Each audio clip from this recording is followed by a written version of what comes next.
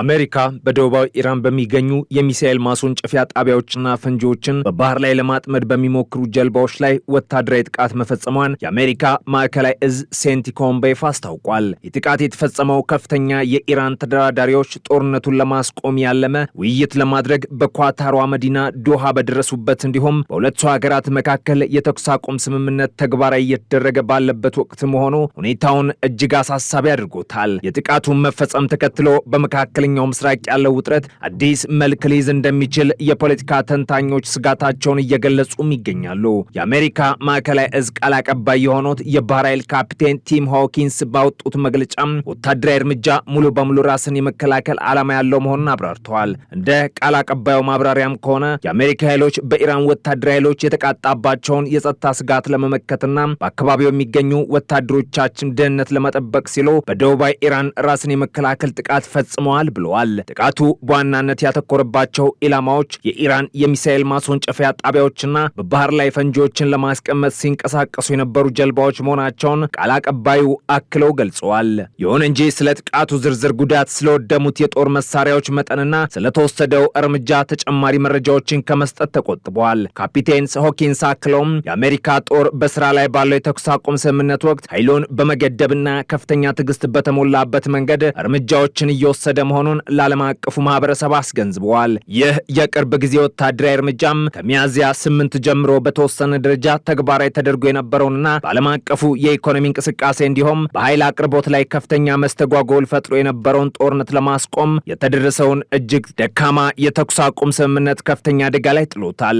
አሜሪካና ኢራን ዘላቂ የሰላም ስምምነት ላይ ለመድረስ ከፍተኛ የዲፕሎማሲ ጥረት እያደረጉ ባለበት በዚህ ወቅት የተፈጸመው ወታደራዊ ጥቃት በድርድሩ ሂደት ላይ አሉታዊ ጥላ ሊያጥላ እንደሚችል በስፋት እየተነገረ ነው። የኢራን ከፍተኛ የዲፕሎማሲ ልዑካን በዶሃ በሚያደርጉት ድርድር ላይ ይህ የጥቃት ዜና ምን አይነት ተጽዕኖ እንደሚያሳድር እስካሁን በግልጽ የታወቀ ነገር ባይኖርም የሁለቱን ሀገራት የጥርጣሬ መንፈስ ይበልጥ ሊያሰፋው እንደሚችል ይታመናል። በሌላ በኩል የሰላም ስምምነቱ ተስፋ በቅርብ ቀናት ውስጥ ሌላ ከባድ እንቅፋት ገጥሞታል። የእስራኤሉ ጠቅላይ ሚኒስትር ቤንያሚን ኔታንያሁ በሊባኖስ የሚገኘውንና በኢራን መንግስት የገንዘብና የጦር መሳሪያ ድጋፍ የሚደረግለትን የሄዝቦላህ ታጣቂ ቡድን ሙሉ በሙሉ እንደሚደመስሱ መዛታቸው ቀጠናዊ ውጥረቱን ይበልጥ አባብሶታል። ኢራን በበኩሏ ማናቸውም በአሜሪካና በቴህራን መካከል የሚደረሱ የሰላም ስምምነቶች በሊባኖስ ያለውን ግጭት ጭምር ያካተቱና ለእነዚህ አጋሮቿ እልባት የሚሰጡ መሆን እንዳለባቸው ቅድመ ሁኔታዎችን አስቀምጣለች። ይህም የሰላም ድርድሩን ከአንድዮሽ ወደ ቀጠናዊ የጂኦፖለቲካዊ ሽኩቻ አሳድጉታል። በእነዚህ እጅግ ውስብስብ የዲፕሎማሲና ወታደራዊ ውጥረቶች መካከልም የአሜሪካው ፕሬዝዳንት ዶናልድ ትራምፕ በማህበራዊ ትስስር ገጻቸው ላይ ባሰፈሩት መልእክትም ምንም እንኳን ወታደራዊ ጥቃቶች ቢፈጸሙም ድርድሩ በጥሩ ሁኔታ እየተካሄደ መሆኑን ጠቁመዋል። ትራምፕ አክለውም የኒውክሌር ጦር መሳሪያን ለመስራት የሚያስችለውንና ኢራን ያበለጸገችውን ዩራኒየም በተመለከተ አቋማቸውን አንጸባርቀዋል። ኢራን ይህንን የበለጸገ ዩራኒየም ሙሉ በሙሉ ለአሜሪካ መንግስት እንድታስረክብ አሊያም በዓለም አቀፉ ታዛቢዎች ፊት በኢራን ግዛት ውስጥ እንዲወድም ጠንከር ያለ ጥያቄ አቅርበዋል። ፕሬዝዳንቱ በጽሁፋቸው የበለጸገው ዩራኒየም ወዲያውኑ ወደ አሜሪካ ተልኮ ሊወደም ይገባል አሊያም ከኢራን እስላማዊ ሪፐብሊክ ጋር በመተባበር በአገሪቱ ውስጥ ወይም ሌላ ተቀባይነት ባለው ቦታ የከባቢ አየር ኢነርጂ ኮሚሽን ወይም አቻው ተቋም በታዛቢነት በተገኘበት በዚህ ሂደት ሊወድም ይገባል ሲሉ አቋማቸውን አጸባርቀዋል። ሆኖም ይህ የትራምፕ ሀሳብ አሁን ዶሃ ላይ እየተደረገ ባለው የሰላም ስምምነት ድርድር አካል መሆን አለመሆኑ በግልጽ አልተብራራም። መረጃዎች እንደሚያሳዩት ትራምፕ የጠቀሱት የከባቢ አየር ኢነርጂ ኮሚሽን እንደ አውሮፓውያን አቆጣጠር በ1974 የፈረሰና ተግባራቱ ለሌሎች ሁለት ተተኪ ተቋማት እየተከፋፈለም ነው።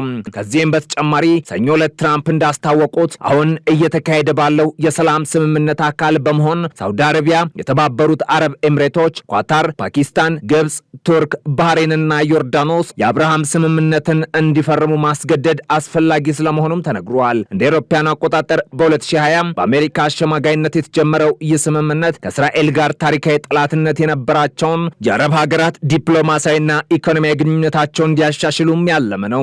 ትራምፕ ባለፈው ቅዳሜ ከነዚህ ሀገራት መሪዎች ጋር ከኢራን ጋር ያለውን ጦርነት ስለማቆምና ቀጠናዊ ሰላምን ስለማምጣት በስልክ መወያየታቸውን አስታውቋል። እስካሁን ባለው ሂደት ባህሬንና የተባበሩት አረብ ኤምሬቶች እንዲሁም ሞሮኮና ሱዳን ይህንን ታሪካዊ ስምምነት መፈረማቸው ይታወቃል። ይሁን እንጂ የአብርሃም ስምምነት በአንዳንድ ወገኖች ዘንድ በደስታ ተቀባይነት ቢያገኝም በመካከለኛው ምስራቅ በርካታ በበርካታ ክፍሎችና ህዝቦች ዘንድ አሁንም ከፍተኛ ተቃውሞ ይገጥመዋል። የዚህ ዋነኛ ምክንያት ስምምነቱ ለዘመናት የቆየውን የእስራኤልና የፍልስጤምን ግጭት መሰረታዊ በሆነ መንገድ መፍትሄ አለመስጠቱም ነው። እንደ ሳውዲ አረቢያና ኳተር ያሉ የቀጠናው የኢኮኖሚና የፖለቲካ ኃያላን ሀገራትም ነፃና ሉዓላዊት የፍልስጤም ሀገር እስካልተመሰረተች ድረስ ከእስራኤል ጋር ምንም አይነት መደበኛ የዲፕሎማሲ ግንኙነት እንደማይፈጥሩ አቋማቸውን በግልጽ ደጋግሞ አስታውቋል። ይህም የአብርሃም ስምምነትን በሙሉ ቀጠናው ላይ ተግባራዊ ለማድረግ የሚደረገውን የአሜሪካ ጥረት ፈታኝ አድርጎታል።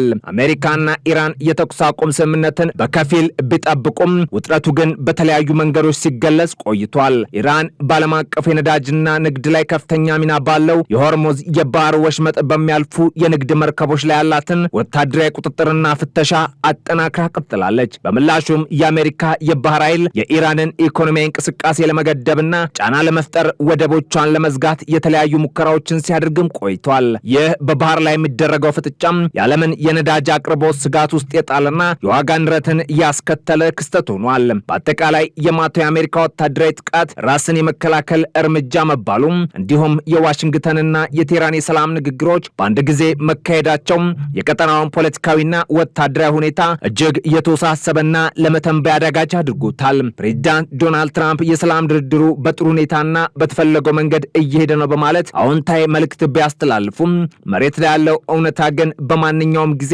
ሊፈርስ የሚችል ደካማ የተኩስ አቁም ስምምነት መኖርና የጦር መሳሪያ ድምጾች አሁንም አለመጥፋታቸውን ያመላክታል። የኢራን ኃይሎች በአሜሪካ ወታደሮች ላይ ያደረሱት ስለተባለው ስጋት ዝርዝር ሁኔታና ይህ የቅርብ ጊዜ ወታደራዊ እርምጃም በዋሽንግተንና በቴህራን መካከል በሚደረገው ድርድር ላይ ስለሚያስከትለው የረጅም ጊዜ ውጤት የአሜሪካም ሆነ የኢራን ባለስልጣናት እስካሁን የሰጡት እየተብራራ መረጃ የለም። ውጥረቱ በመካከለኛው ምስራቅ በከፍተኛ ሁኔታ እያየለና የዓለምን ትኩረት እየሳበ ባለበት በዚህ ወቅትም ዓለም አቀፉ ማህበረሰብ የተኩስ አቁም ስምምነቱ ወደ ሙሉ ጦርነት እንዳያምራና የሰላም ድርድሩም አዎንታዊ ፍሬ እንዲያፈራ በከፍተኛ ጉጉትና በቅርበት እየተከታተለው ይገኛል። የተጀመረው የዲፕሎማሲያዊ ጥረት ወታደራዊ ግጭቱን በማብረድ ዘላቂ ሰላም ያመጣል ወይንስ ተጨማሪ ቀውስ ይፈጥራል የሚለው በቀጣይ ቀናት የድርድሩ ውጤት ሲታወቅ የሚረጋገጥ ስለመሆኑም እየተነገረ ነው።